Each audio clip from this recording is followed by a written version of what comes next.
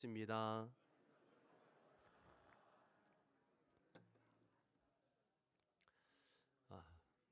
여러분 장미꽃 좋아하시나요? 네, 저도 장미꽃을 굉장히 좋아합니다. 그래서 장미가 필 때쯤 되면 장미꽃 사진 찍으러 갑니다. 예.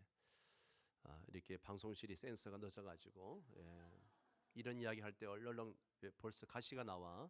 예. 예, 장미꽃 너무 예쁘죠? 예, 장미꽃은 향기도 너무 좋습니다. 그래서 중동 사람들은 장미수까지 만들어서 팔기도 합니다. 그런데 이 장미에는 가시가 있어요. 그죠? 그 가시가 얼마나 매섭고 날카로운지 모릅니다. 예, 장미꽃은 아름다운데 장미꽃 가시는 아프게 합니다. 장미꽃만 있으면 참 온통 아름다움으로 가득할 텐데 왜 장미꽃에 가시가 있을까? 이런 생각을 해보신 적 없습니까?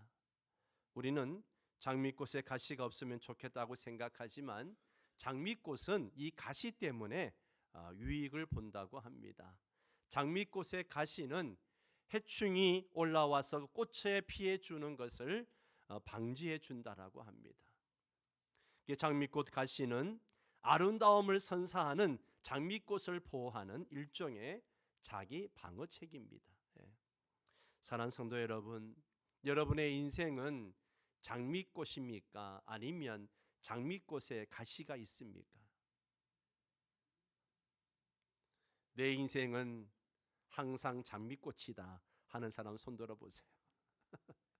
아니면 내 인생은 장미꽃에 가시가 있습니다. 예. 아니 나머지는 다 뭐예요? 예? 이것도 아니고 저것도 아니고. 예. 예? 온통 가시? 온통 그 생각을 못했네. 온통 가시다? 그런 인생은 없죠. 어떻게 온통 가시만 있는 인생이 있을 수 있습니까? 예, 장미꽃에 가시가 있는 인생이 대부분이죠. 예. 저도 35년째 88년도부터 교육자 생활을 시작했는데요.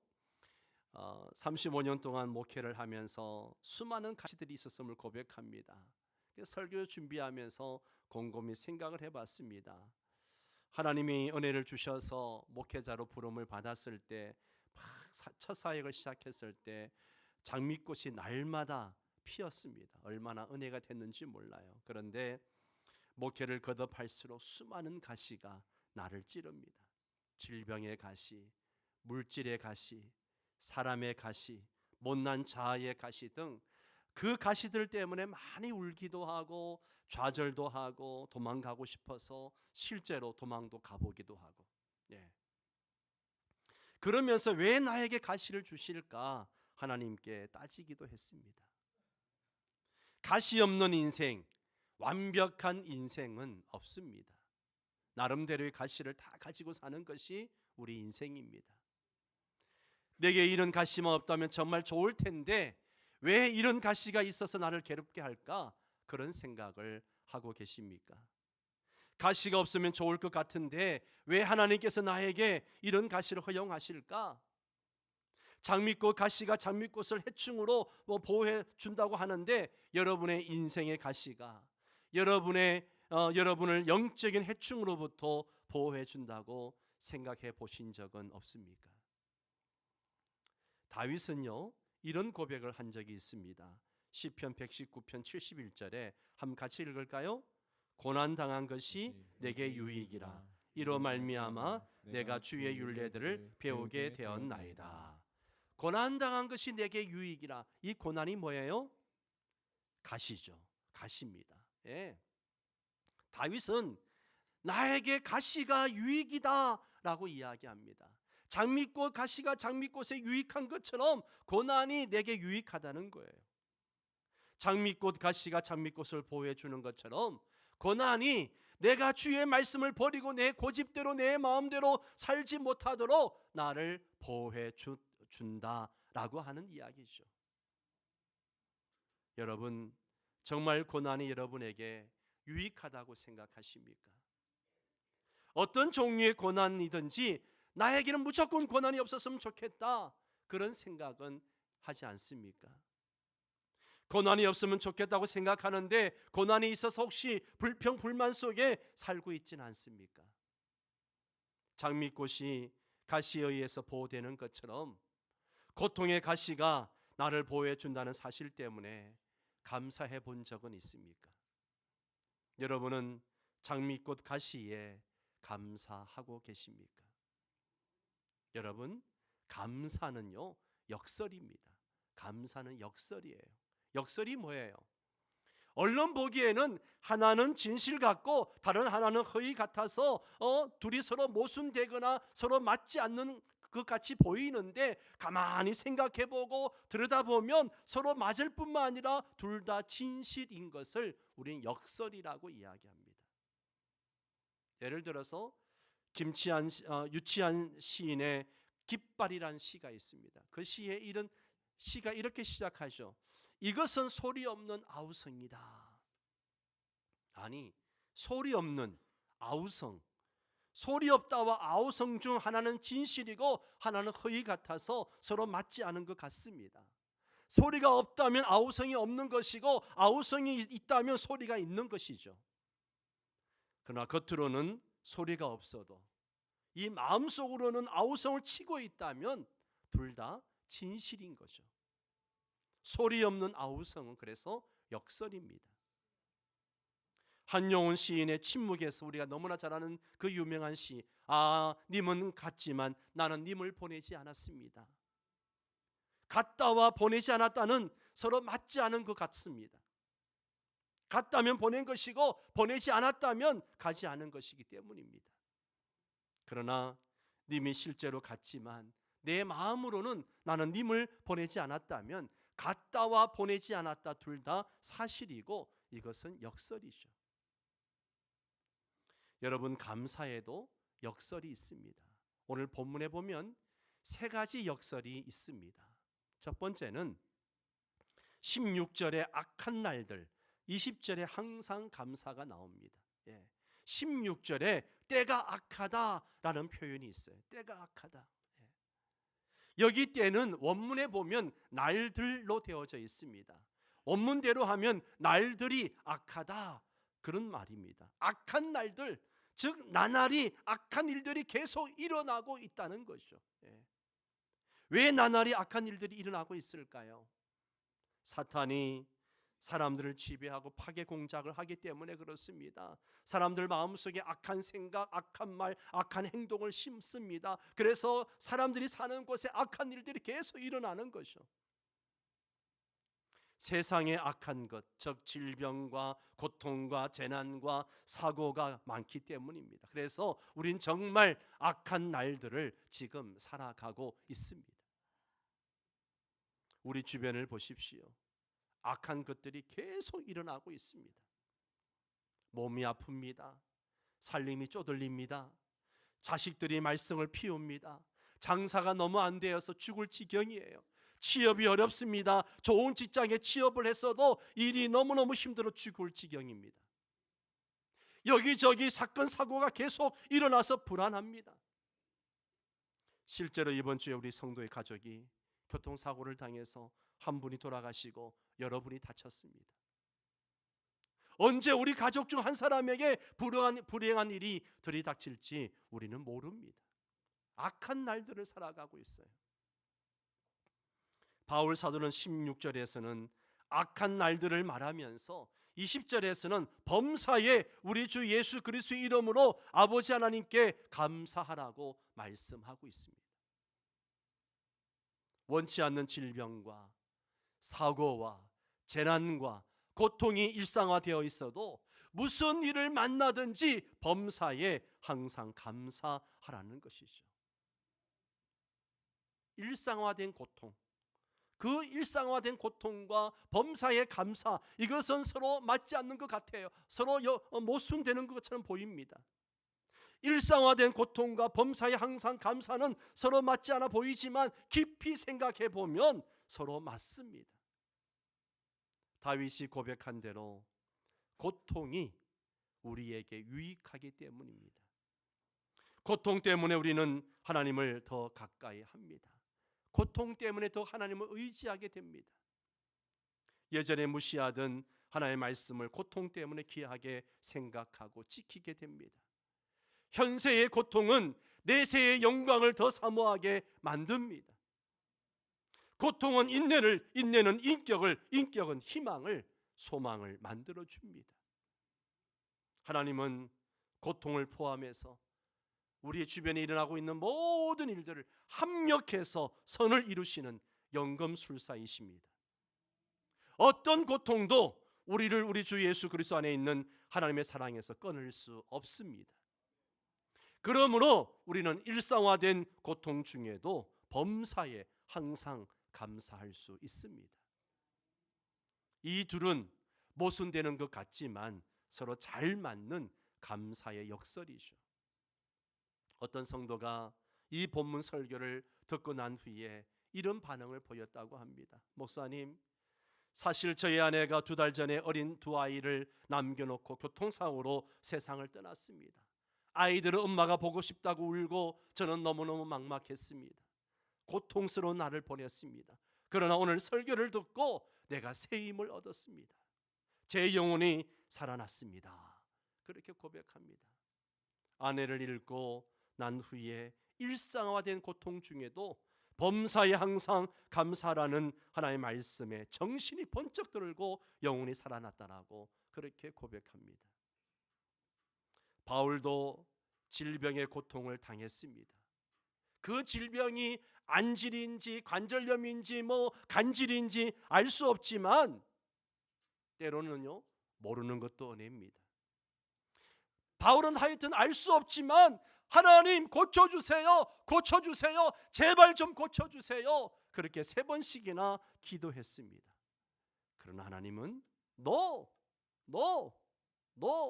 3번씩이나 아니라고 말씀하시면서 내 은혜가 내게 족하도다. 이는 내 능력이 약한 데서 온전하여 짐이라. 그러므로 내가 그리스도를 위하여 약한 것들과 능력과 궁핍과 박해와 곤고를 기뻐하노니 이는 내가 약한 그때에 강함이라. 바울은 질병의 고통 중에서도 범사에 항상 그리스도 예수의 이름으로 하나님께 감사했습니다. 탈무드에 보면 이런 재미있는 이야기가 나옵니다. 어떤 여행자가 당나귀를 타고 이제 닭 한 마리와 등을 들고 이제 여행을 하고 있었습니다. 그런데 어느 날은 가도 동네가 나오지 않는 거예요. 이미 날은 저물어 가고 있습니다. 그래서 할 수 없이 길가에 옆에다가 이제 천막을 치고 잠을 자려고 준비했습니다. 그 천막 기둥에다가 닭하고 이제 나귀는 메어놨습니다. 랍비가 이제 닭을 가지고 다니는 이유가요, 아침을 깨워주는 닭이기 때문에 꼭 깨워 하면 일어나려고 닭을 늘 갖고 다녔다고 합니다. 랍비가 이제 천막 안에서 다 준비하고 등불을 켜고 성경을 읽고 있었는데 갑자기 바람이 휙 불어가지고 등도 넘어지고 불도 꺼져 버렸습니다. 그래서 할 수 없이 성경을 덮고 기도를 올리고 잠을 청했습니다. 하루 종일 여행을 했으니까 얼마나 피곤하겠습니까? 아주 깊이 잠이 들어버렸습니다. 아침에 일어나 보니까 세상에 나귀도 없고 닭도 없는 거예요. 맹수들이 와서 다 잡아먹은 겁니다. 찢어진 천막을 주섬주섬 챙겨들고 주위를 살펴보니까 자신이 바로 동네 어귀에서 잠을 잤다는 사실을 알게 되었습니다. 그래서 서둘러 동네로 들어가 보니까 동네가 난리가 난 겁니다. 간밤에 떼강도들이 몰려와 가지고 사람들을 죽이고 물건들을 약탈해 간 것입니다. 그때 랍비는 무릎을 꿇고 하나님께 감사 기도를 드렸습니다. 만일 등불이 켜져 있었거나 또 닭이나 당나귀가 소리를 냈다면 나도 죽었을 텐데 하나님의 은혜로 살게 되었으니까 얼마나 감사한 일입니까? 비록 작은 것은 잃었지만 더 큰 것을 얻게 해주신 하나님의 은혜에 감사해서 감사의 기도를 드렸다고 합니다. 좋지 않아 보이는 일도 하나님께서 결국 우리에게 유익하게 만드시기 때문에 우리는 고통 중에도 범사에 항상 감사해야 합니다. 두 번째 감사의 역설은요, 머리로 생각하고 가슴으로 감사하는 거예요. 15절 말씀 이하의 말씀을 보세요. 그런즉 너희가 어떻게 행할 것을 자세히 주의하여 지혜 없는 자같이 하지 말고 오직 지혜 있는 자같이 하여 세월을 아끼라. 때가 악하니라. 그러므로 어리석은 자가 되지 말고 오직 주의 뜻이 무엇인지 이해하라. 이 말씀은요, 한마디로 머리로 생각하라는 거예요. 머리로 생각해라. 주의 뜻이 무엇인지, 어떻게 살아야 할지 머리로 철저하게 생각을 좀 해라, 그런 이야기입니다. 여러분, 머리로 생각하고 분석하면요, 싸늘해지면서 뜨거운 감사가 나오기 쉽지 않아요.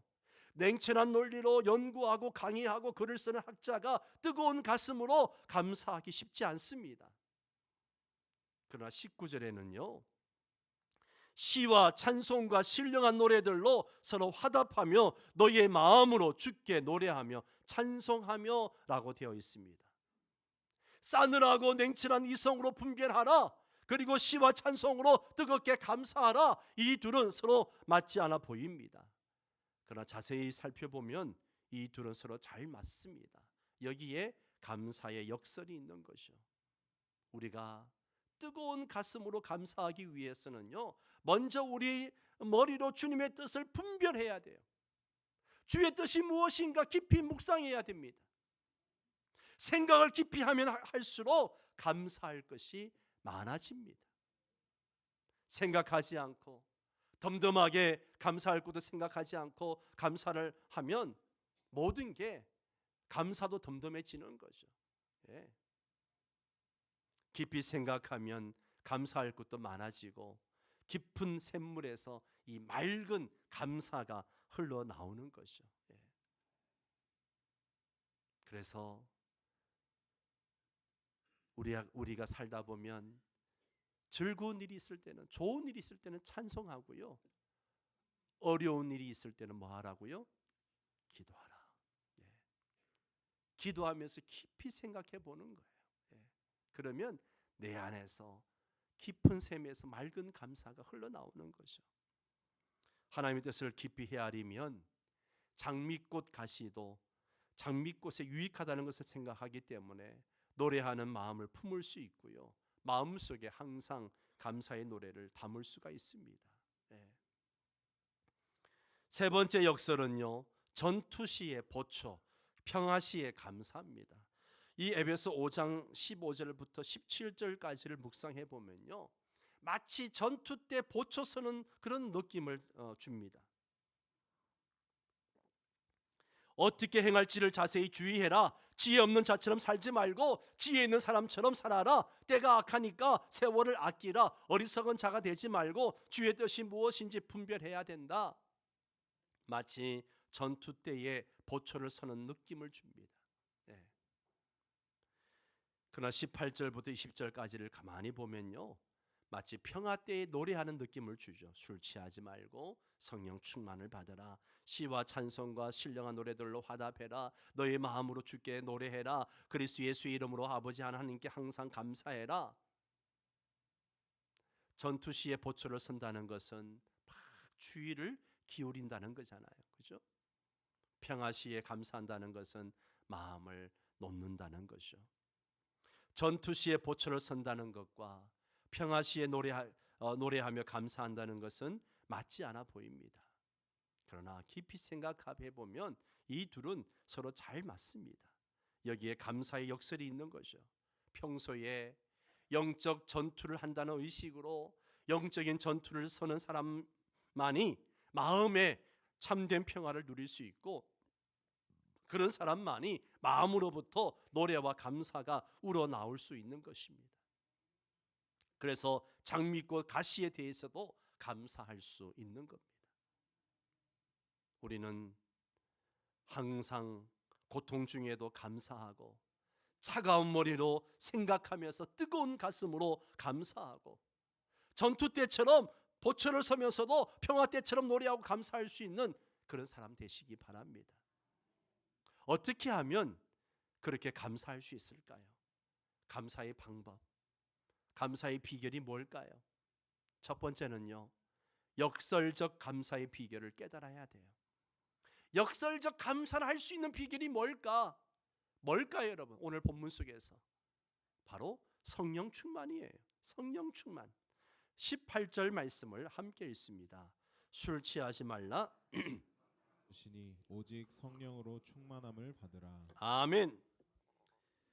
술 취하지 말라. 이는 방탕한 것이니 오직 성령으로 충만함을 받으라. 성령 충만하면 그리스도 예수의 이름으로 아버지 하나님께 범사에 감사할 수 있습니다. 성령 충만하면 악한 세월에 고통을 당하면서도 범사에 항상 감사할 수 있습니다. 성령 충만하면 머리로 차갑게 생각하면서 가슴으로 뜨겁게 감사할 수 있습니다. 성령 충만하면 전시처럼 정신 차리고 보초서면서도 평상시처럼 편안하게 그렇게 감사할 수 있습니다. 성령 충만하면 역설적 감사를 드릴 수 있습니다. 성령 충만하면 장미꽃만이 아니라 장미꽃 가시에도 감사할 수 있습니다. 그렇다면 내가 감사하지 않는 것은 성령님이 내 안에 충만하지 않기 때문이고 내가 감사하지 않는 책임이 성령님께 있는 걸까요? 결코 그렇지 않습니다. 하나님께서는 범사에 항상 감사하라고 명령하셨습니다.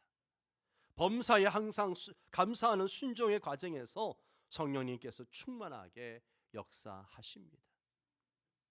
두 번째 감사하는 방법은요, 심리적 장애를 제거하고 감사해야 합니다. 심리적 장애.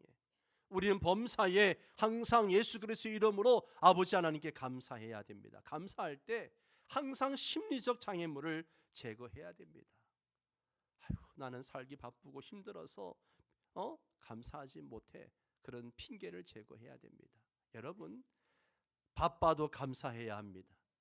힘들어도 감사해야 합니다. 난 잘 잊어버려. 이런 핑계도 제거해야 됩니다. 받을 때만 반짝하고 금방 잊어버리는 습관을 제거해야 합니다. 하나님께서 주신 것은요, 영원히 기억하면서 항상 감사할 수 있어야 됩니다. 우리는 요단강에 갈라진 그 후에 강물벽 사이로 건너갔던 그 여호수아 세대 사람들처럼 기념비를 세우고 항상 영원히 감사할 수 있어야 됩니다.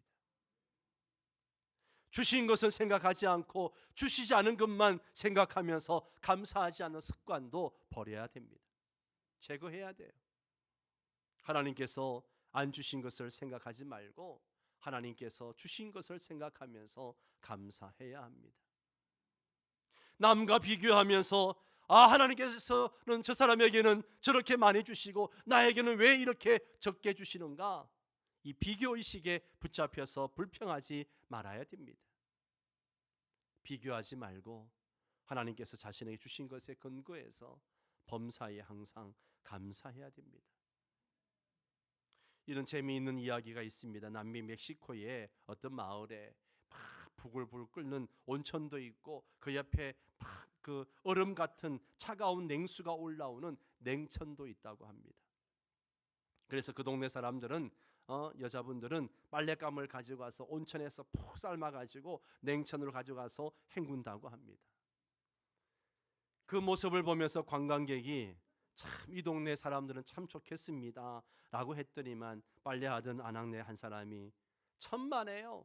우리 마을 사람들은요 빨래에 꼭 필요한 것이 나오지 않기 때문에 불평이 많습니다. 그게 뭡니까?